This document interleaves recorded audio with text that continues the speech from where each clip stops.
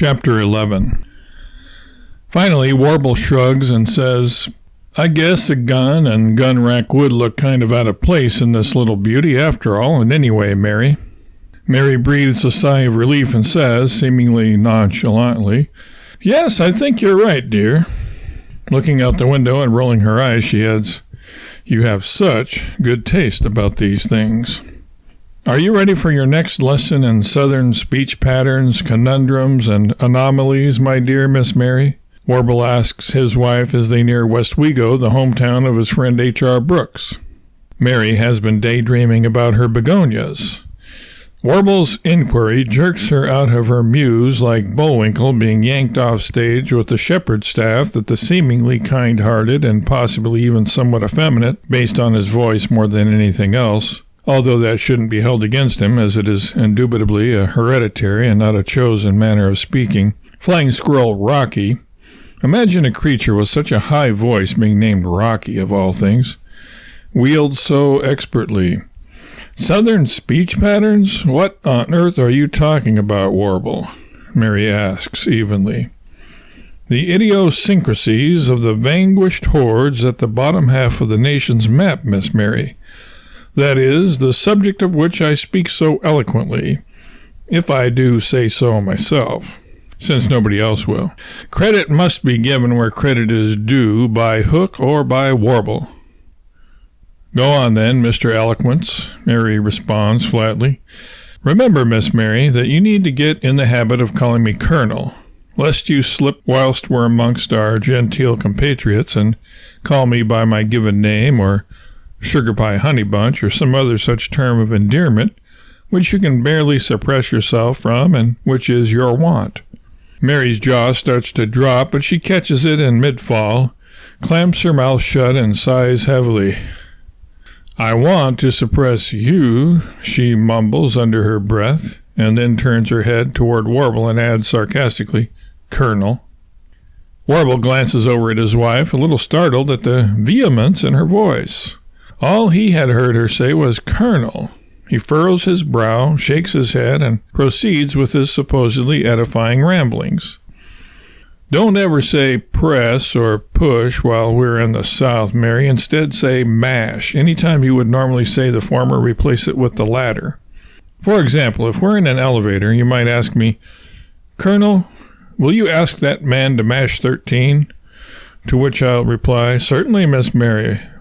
My good man, will you please mash 13? To which request he will indubitably, wordlessly respond by mashing the corresponding button. You've got to be kidding me, Warble. Remember, Miss Mary, it's Colonel. Colonel Warble, then, Mary responds, glaring. Warble is getting exasperated. He emphasizes each word of his response with a slap of the dashboard with his open palm. Colonel Nito, Mary, not Colonel Warble. Fine, have it your way, Colonel Nito. At any rate, this mash stuff seems kind of silly to me. If they say mash for press and push, then instead of watching mash on TV, they watched push. And instead of meet the press, they watched meet the mash. Do they call pushers mashers and mashers pushers? Miss Mary, I'm shocked. Those aren't proper subjects for a Southern belle like you to be discussing. Besides, Southerners are bilingual. They understand Yankee as well as Southern speech. Verily, they can watch Yankee TV shows without being in the least mentally overtaxed. They just don't speak Yankee, at least not to one another. Now to proceed with my most marvelous explanation. Since the word mash is used as a replacement for press and push, they don't call mashed potatoes mashed potatoes. On the other hand, they don't call them pushed potatoes either, because that would make it sound as if the grocer had used hard sell tactics on them, which would be considered uncouth in the suave, debonair, and genteel South. Then what do they call them? Mary asks, curious in spite of herself. Smashed potatoes. Now that's silly. Silly? In what way is it silly, Miss Mary? They are smashed, aren't they? Who? The taters, the spuds. I suppose. Honestly, Miss Mary, sometimes I wonder why I bother. Me? So do I. What? Never mind. Right, Warble responds, raising his eyebrows. He sometimes wonders if Mary is losing it. Anyway, one more thing. What do you think of when you hear the word palate? Palate? It depends on whether I'm hungry or not. Whether you're hungry or not, why so? If I'm not hungry, the word palette brings to mind a painter's palette, Mary explains. I picture Dali, Picasso, or Michelangelo holding the palette in their left hand, leaning back from the canvas, examining their work with a critical yet satisfied expression, perhaps while twirling a mustache in with their right hand. If I am hungry, on the other hand, the word palate brings to mind food. That way of thinking, Miss Mary, has got to go now that we've crossed the Mason-Dixon line and are firmly entrenched in Dixonia. Dixonia? Mary wonders aloud. Yes, people in the know call the North Masonia and the South Dixonia. Dixie for short. Masonians drink from mason jars, whereas Dixonians drink from Dixie cups. Is all Mary says in reply to that. And in Dixie, a pallet is a jerry-rigged, slapdashed sleeping area. What is it in English? Mary wants to know. Just what I said. It's an improvised conglomeration of sleeping paraphernalia. As an example, if Johnny shows up at his Uncle Remus's house and it gets to be too late for Johnny to walk home alone, Uncle Remus may grab a sleeping bag and throw it on the sofa for Johnny to sleep on.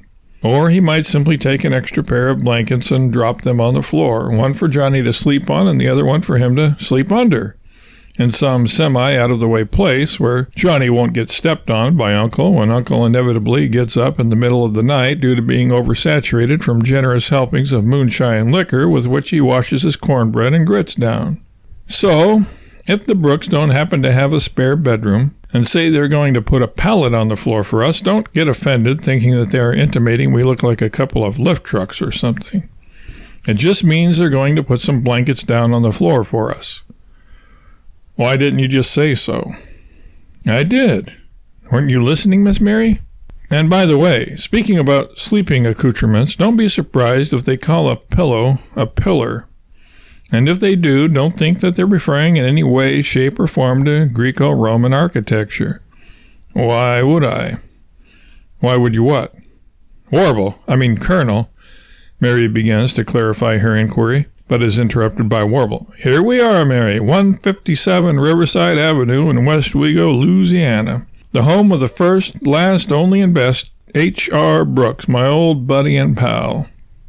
Warble parks the PTC behind H.R.'s Mercury Mellencamp and, with an air of excitement mingled with reserved dignity, crosses to the passenger side to emancipate Miss Mary from the metallic chariot. In his best Clark Gable imitation, Warble, all the while imagining he has a pencil-thin mustache, proffers his arm, bent at the elbow, for his wife to use as a sort of handrail. Mary plays along. After all, in this attitude, she can give his humorous a tweak if he does anything worthy thereof. In an affected gait which somehow mixes a bit of Walter Brennan and the real McCoys with a little of John Gielgud as Dudley Moore's butler and Arthur, Warble, with Mary in tow, reaches the front door. Lifting the brass doorknob, a miniature replica of a New Orleans Saints helmet, somewhat daintily between thumb and forefinger, pinky akimbo, Warble raps out a Morse code message to his old merchant marine shipmate H.R. Brooks. In a few seconds, the McGorkles can see a figure approaching through the curved glass at the sides of the door. As soon as the door opens and he sees the tall, mustachioed, curly-haired, stately figure in the Jerry Lewis-type robe, Warble grins broadly. Before our hero, or anti-hero, however you may view him, can get a word out, though, H.R.'s eyes light up and he cries out, "War!" And the object of his surfection, surprise mingled with affection, clamps his hand over his old friend's mouth. "Shh! H.R., don't use that name. I'm incognito, Colonel." "All right, what name are you going by, then?" "And please don't call me Colonel." H.R. whispers. I told you, incognito, Colonel, incognito. Oh, I've got it. You're the Colonel. Precisely, old chum. And this is Miss Mary Beth Nito, he says, introducing his wife. Hearing a strange rattling sound, the McGorkles turn around. H.R.'s neighbor is running across the driveway which separates the two houses, with a saber in one hand and a musket in the other. He has only ran a few yards, but is already out of breath, and his white mustache is looking a little droopy to boot. War? Did somebody say war? Is it the Yankees returning to the scene of the crime? The old man wheezes out wonderingly, barely able to catch his breath. Because I'm ready for them. Bring it on. The South's going to rise again, and remember the Alamo.